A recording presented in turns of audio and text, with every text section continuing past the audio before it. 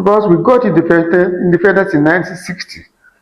By 1961, 1962, Chief Obafemi Awolowo, who was pivotal to the independence of Nigeria, was being witch hunted by the government at the center, using his party members, as tools to stain his image, to discredit him. By 1962, they have been raising the issue of financial accountability, lack of financial accountability in the run of government of the old Western region, which eventually led to the Coca inquiry of the administration of financial administration in the old Western region. That was 1962. By 1963, there was already the issue of treasonable felony against Obafemi Awolowo. These are political, machinations. So you can smell the same. You see, so you don't have to hunt down the opposition, describe the opposition in a way that won't allow democracy to really flourish. At the end of the day, Chief Awolowo was jailed, you see, for treasonable felony with a number of his supporters that was planning to take over the government forcefully. He was in prison in 1965 when the election in 1965 in the whole Western region was held, and that eventually led to the military takeover of January 1966. Our politicians need to play by the rules. And the way we have it now, we have a lot to do to reconfigure our political administration. At that time, it was a parliamentary system of government.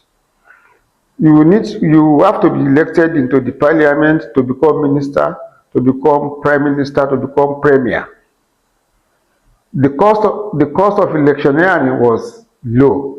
Cost of governance was low. You want to serve because of service. They got sitting allowance, not the one we have now. That they have made the issue of parliamentary sitting permanent. You see, and that has escalated the cost of governance, that we are not having enough to serve the people. You see, so the issue of power needs to be de-emphasized. Now, you've highlighted a series of post-election crises that we've had in the country. Governor Seyi Makinde said, made reference to the Operation Wete. Even at some point, he also said that if some people were thinking about rigging the election in Oyo State, that he said it at some point. A while ago. And the African Democratic Congress has come out to call for the resignation of the chairman of the Independent National Electoral Commission, Professor Joash Amunkwiton, saying that it lacks trust in his administration, that they do not believe that to be able to conduct free and fair primary election in the country. And also, we've had coup scares in the country under the administration of President Bola Ahmed Tinubu.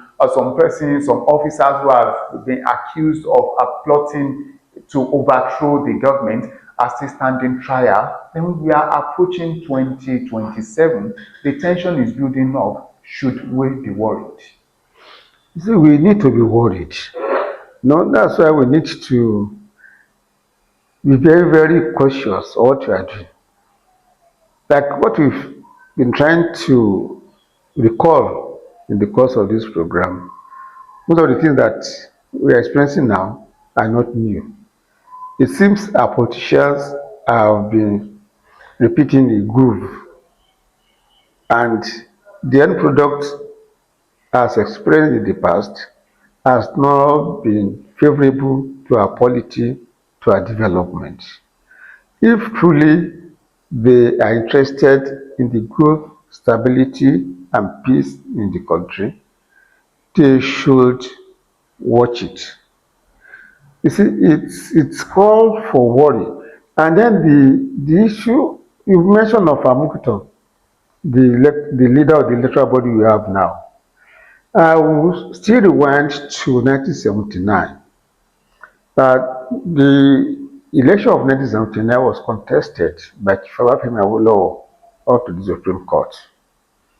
At the end of the day, he lost, and he said he lost to Dudlex, judiciary, and the electoral body.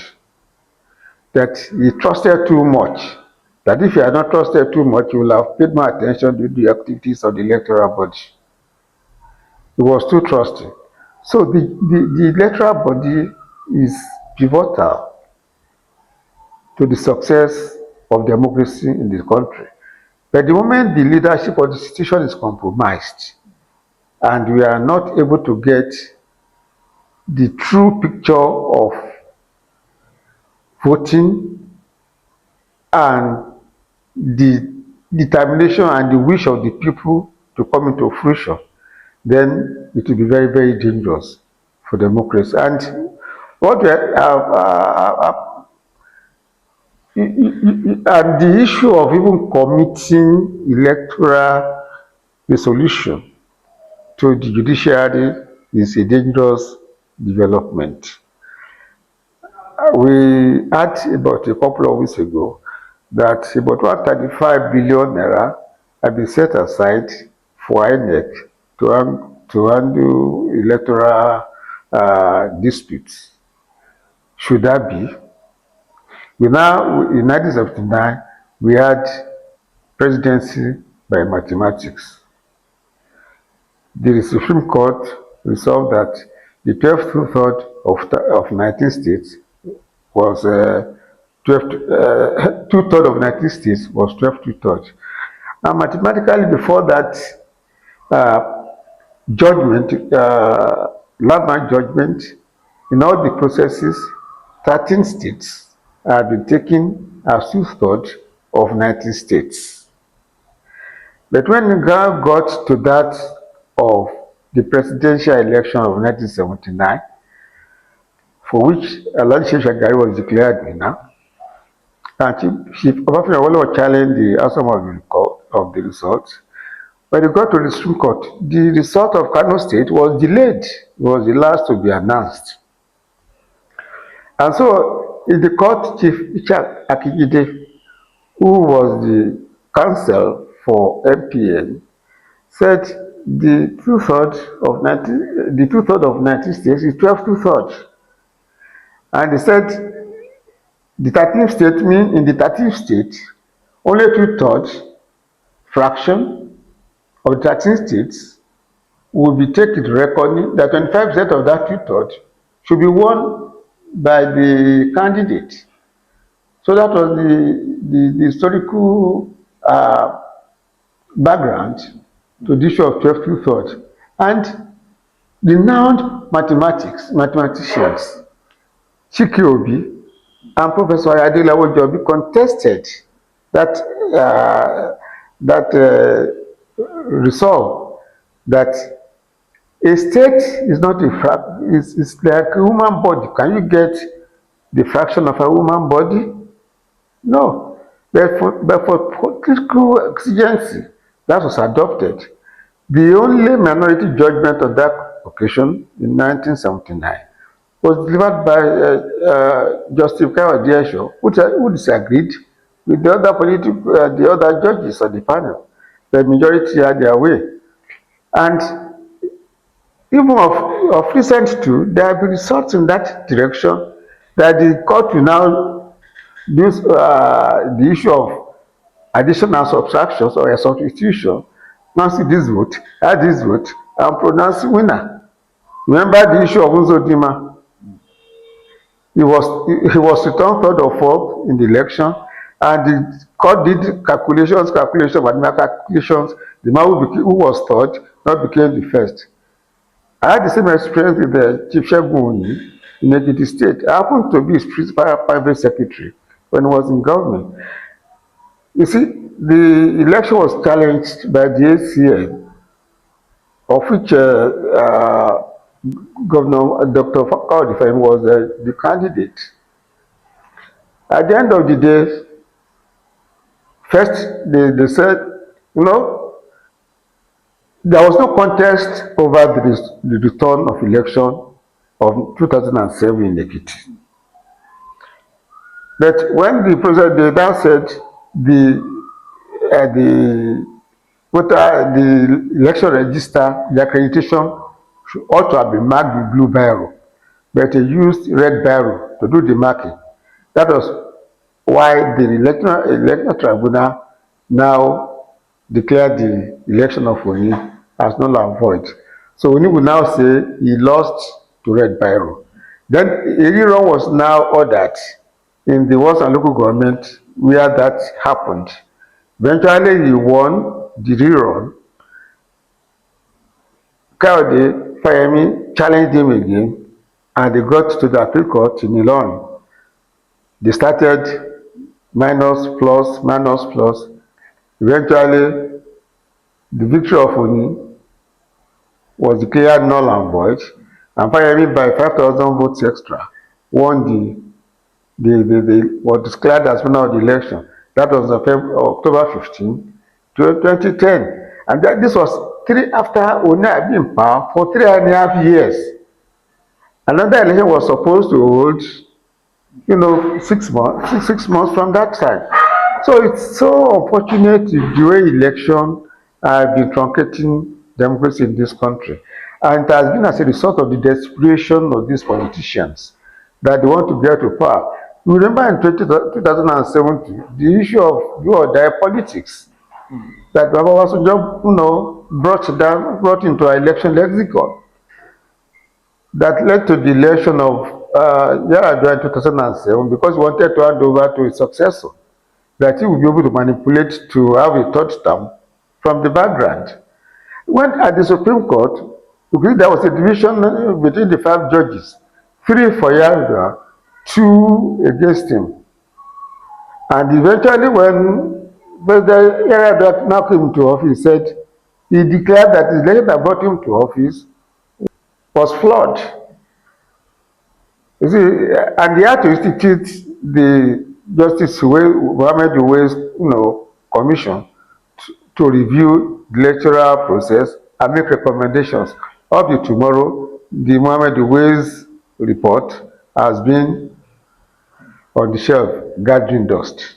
Has Ibadan become the stronghold of resistance for the opposition against President Bola Ahmed Tinubu? I won't say that. The person of the governor at the moment has a position which is against the position of the party to which the president belongs. But we have to remember that too, that Bakinde was one of the 5 governors that worked against their own party, the PDP, to support President Tinubu's election. You see, the things are now gone sour between Wike, the governor of Rivers State at that time, who was the arrowhead of the 5 governors' revolution against their own political party, to get President Tinubu elected because they said it should be the return of the South. But we have learned of late that Wike wanted to be the candidate of the PDP at their convention, but he was not happy that Governor Tambuwa of Sokoto State betrayed him by stepping down at the last minute, and that his vote should go to the former Vice President Atiku Abubakar. You see, and there was also the story that Wike would have been pleased to be Atiku Abubakar's vice presidential candidate running mate, but Atiku refused to pick him as running mate. So that was the beginning, the genesis of this rumpus. the bitterness that Wike now has against the PDP and now became the tool in the hand of the president, to achieve his own ambition. And I want to make a point too, that in 2003, President Obasanjo wanted to have a foothold in the southwest from where he came from. And that led to all the manipulations, that he used against the AG governors, so that he could have the base that is required. I could remember Chief Ekoshoba saying, well, he has been told you can't be Lemomu and then be struggling to be Seriki again, so that he will leave the governorship for them. But at the same time, the PDP governors did not step down in the election to allow the AD governors to have a leeway, especially the law. So the issue of having a base that led to the president at that time, Chief Olusegun Obasanjo, to have a base in his own region, that now led to sweeping the AD governors out of office. It's the same thing that the president we have today, Bola Tinubu, has been strategically been pursuing. Look at the issue of Abuja. The system of Abuja became an issue at the election tribunal, that whoever was going to emerge president must win Abuja, that it is two-thirds of the 36 states, including Abuja. The clause in the constitution is that Abuja should be treated as if it were a state. The controversy over Abuja, that President Tinubu will not want to see, coming, arising again in 2027, is why his man, Friday, is doing what he's doing in Abuja today.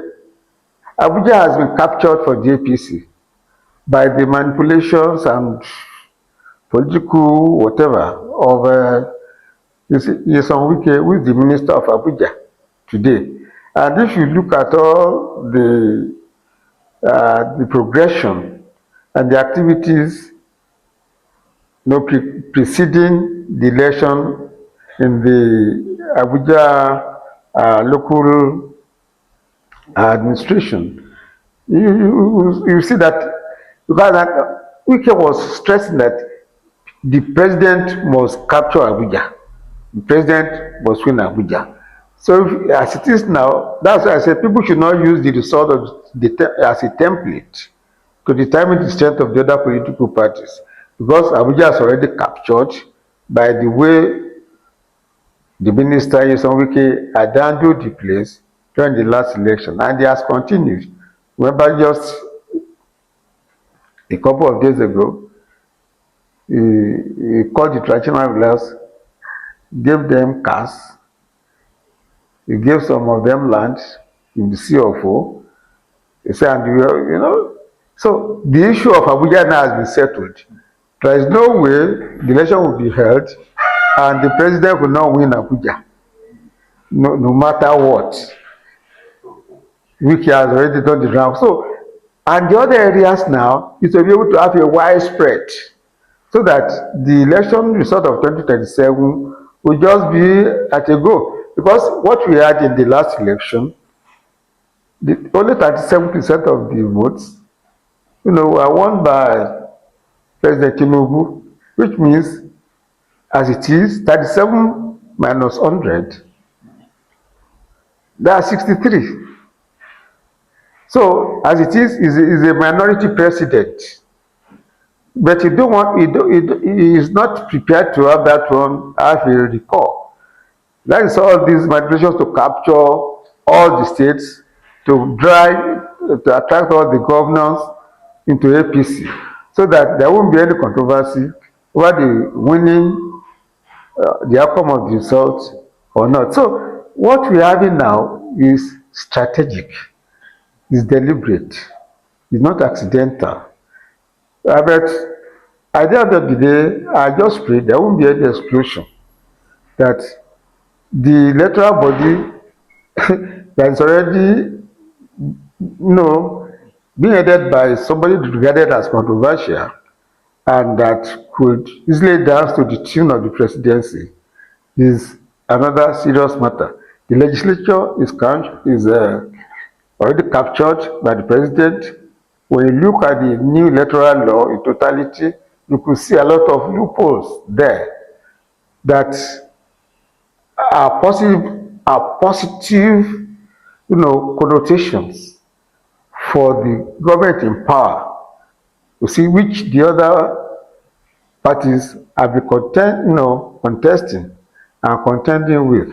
So it's a very serious situation we are in this country at the moment concerning the impartiality of the electoral body, the impartiality of the judiciary, and even the National Assembly that's supposed to be a watchdog and moderation for the executive.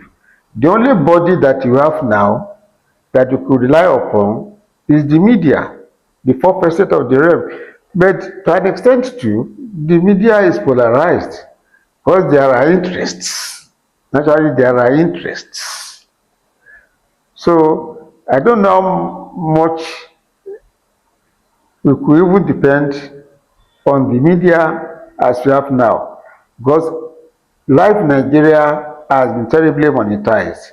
Power has been monetized. Access to votes has been monetized. Look at what is happening now. The capture by the Tinubu, ambassadors, and then the City Boy organization. No, just go around to consolidate for the president at the center. It is too much, it's so overwhelming. I just pray that at the end of the day, there won't be an explosion.